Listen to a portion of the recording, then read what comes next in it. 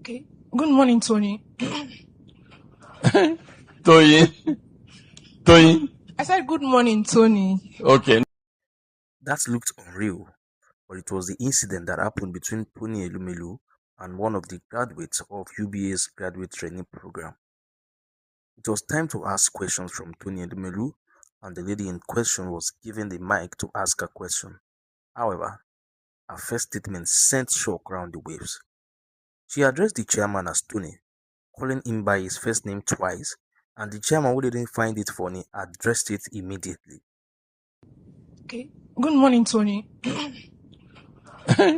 Toyin. I said good morning, Tony. Okay, no, you won't call me Tony. I'm not those people. You call me Miss ELUMELU or Theory. You won't call me Tony or Chairman. I don't subscribe to that kind of Oyibo life, okay?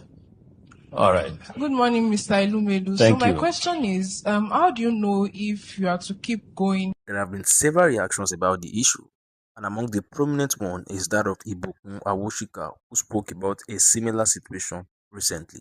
They had a culture of you call everybody by their first name. So the founders were people that I called, they were like my big brothers. So I call them with a Yoruba attitude of respect. Bra Fola, Bra Tayo. If you're Yoruba, you understand what I'm saying. And then my sister came on and said, Fola said, Tayo. I said, what did you say? She said, but in the bank, that's what we're told, that we call everybody by first name. I said, if I ever hear you say that again. She said, but that's the culture. I said, I promise you, it might be the culture they're trying to establish, but nobody much older than you at work was nurtured with that culture. So they can accept it because they don't have a choice as an institutional rule, but they will reject it. And the way you will know is how they will behave to you. It can be an unspoken word, but it will be a reactive word. And it will show in other ways. I said, so you're going to find another way to approach them. If you cannot call them as you call them outside of the bank, then find Mr. A, Mr. whatever.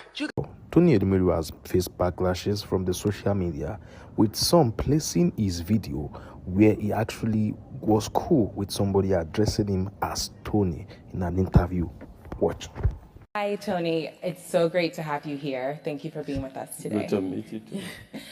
You are one of the most celebrated and most decorated business leaders in Africa, and I would posit the world. So it's truly an honor to be able to host you at Stanford this afternoon. Thank you very much.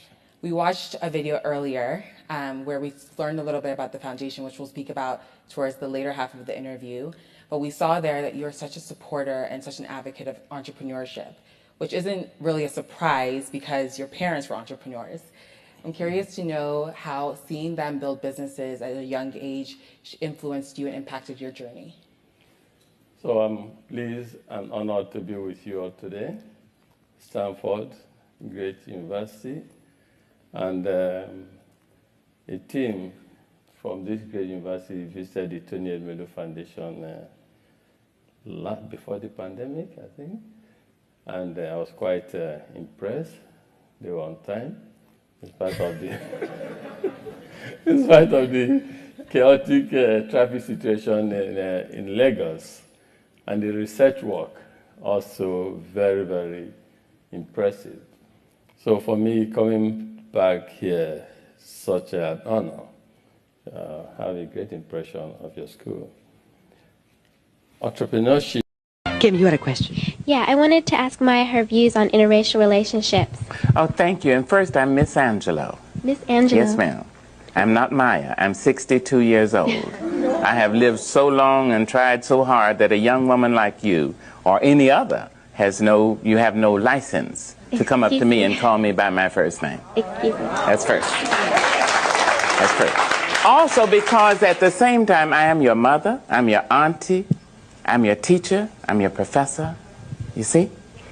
You just told her that she should call you Ms. Angelo. Miss Angelo. Dr. Angelo, Professor Angelo.